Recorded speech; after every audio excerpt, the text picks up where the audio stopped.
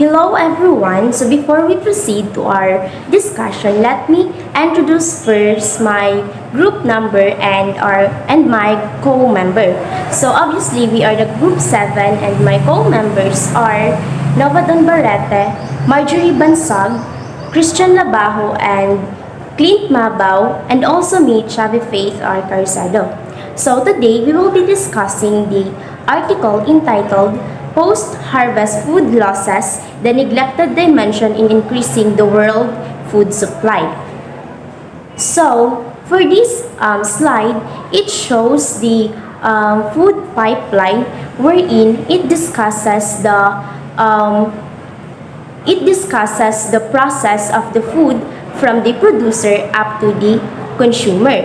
So as you can see from this illustration, it shows of how the product is lost during the process up to the consumer. So from the producer, it produces quantity of commodities, but then when it is undergo to different stages or different scenario wherein it includes pre-processing, transport, storage, processing and packaging and marketing, there are many factors that contribute to the losses of food, which will resulted to the lower quantity of commodity to the consumer. So this explains that as the food losses increases, the commodity consumed by the consumer also decreases. So for this slide, we will be defining what is post-harvest losses is. So when we say post-harvest, it is the process of collecting or separating food of edible quality from its immediate production. But then when we say loss, it is the any change of availability, edibility, wholesomeness, and or quality of the food that prevents the consumer to consume the said commodity. However, when we say food losses, it can be direct or indirect. When we say direct, it is the disappearance of food due to spillage or consumption of the rodents or birds. So, in simple terms, direct food losses focuses on the pre-harvest losses that occurs before the processing of harvesting begins. For example, losses in growing crops due to insect, weeds, and rust. However, when we say indirect food losses, it is the losses due to mechanical or physical damage because of the bruising, abrasion, defective seal of cans, excessive or insufficient heat or cold, and improper temperature that may resulted to losses of food that resulted to the consumer to refuse the commodity.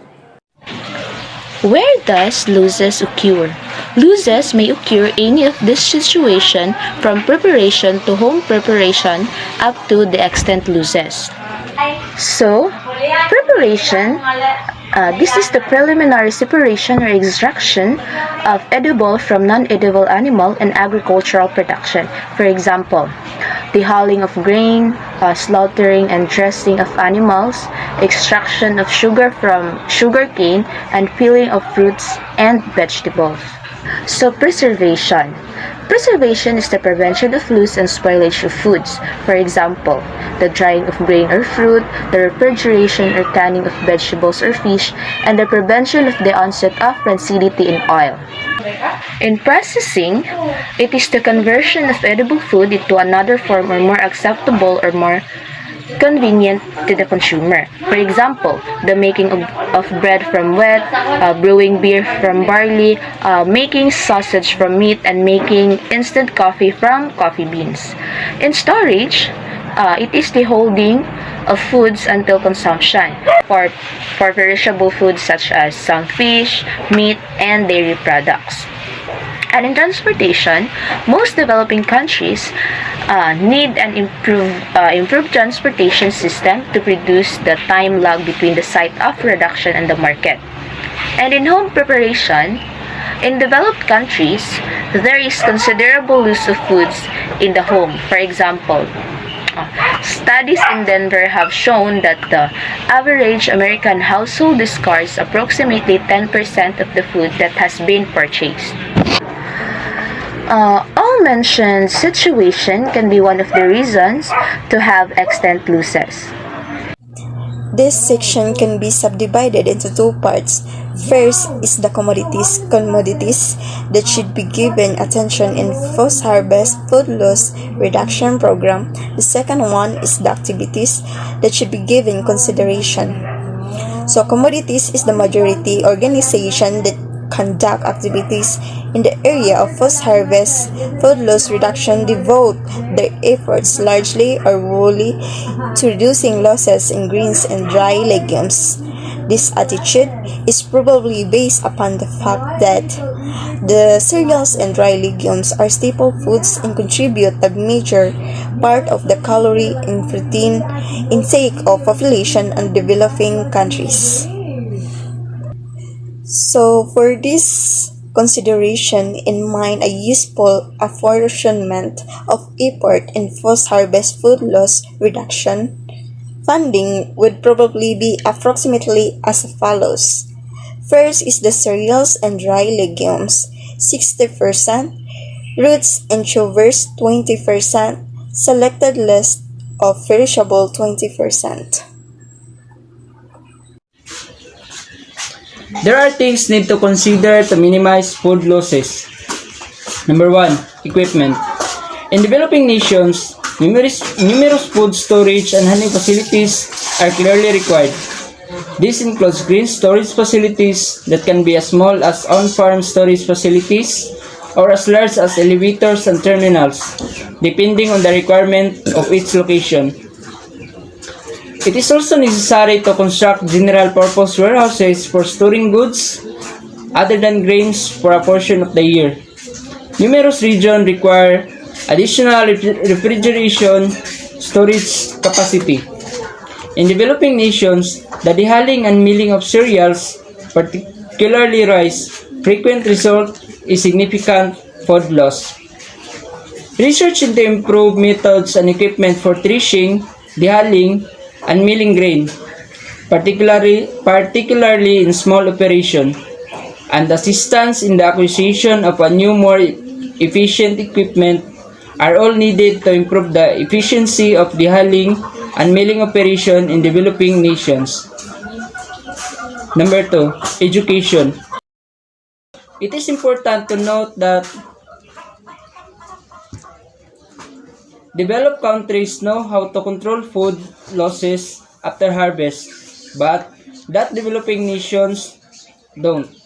In order to educate population in developing nations about the fact that large post-harvest losses in food are not inevitable, that there are known causes for losses, and that there are known cures for each cause of loss. A significant educational effort across the entire social spectrum is required.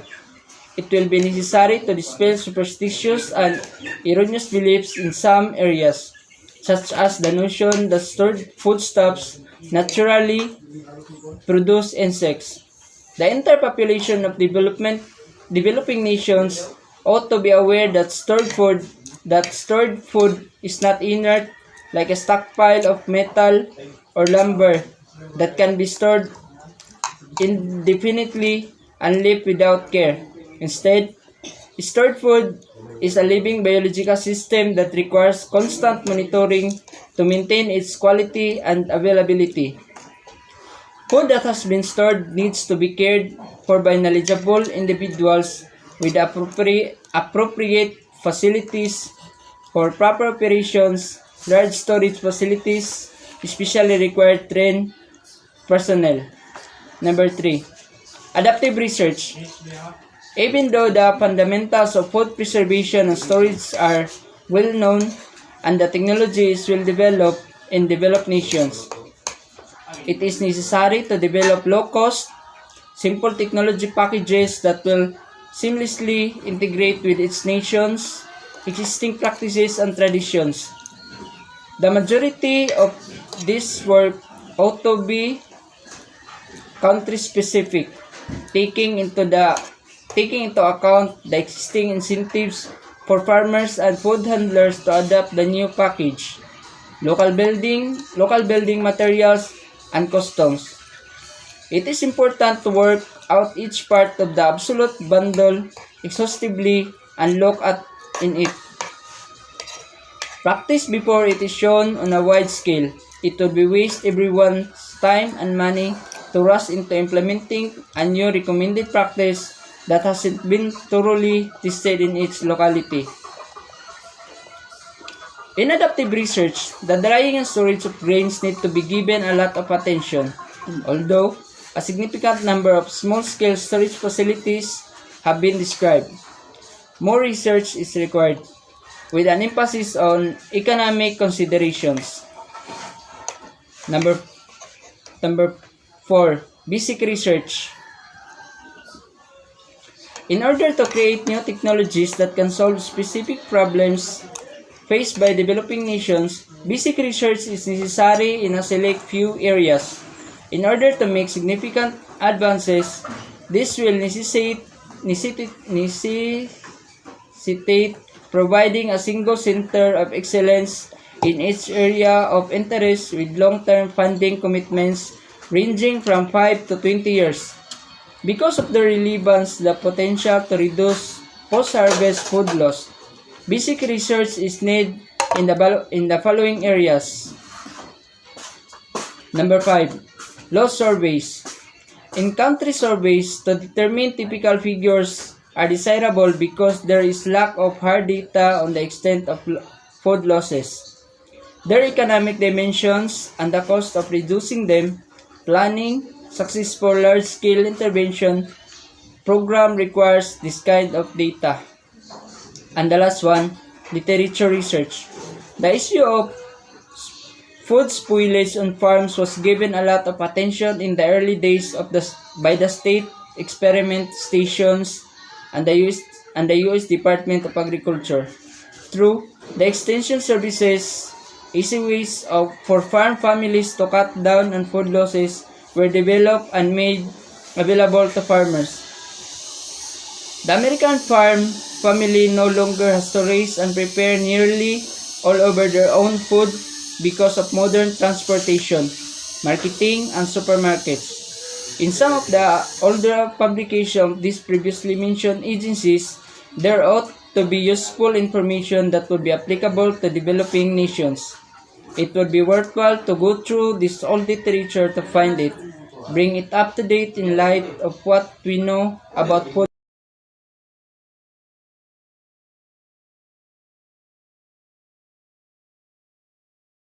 The following formula shows how to calculate the production needed to supply a fixed quantity of consumable grain after a certain percentage in the post-harvest system.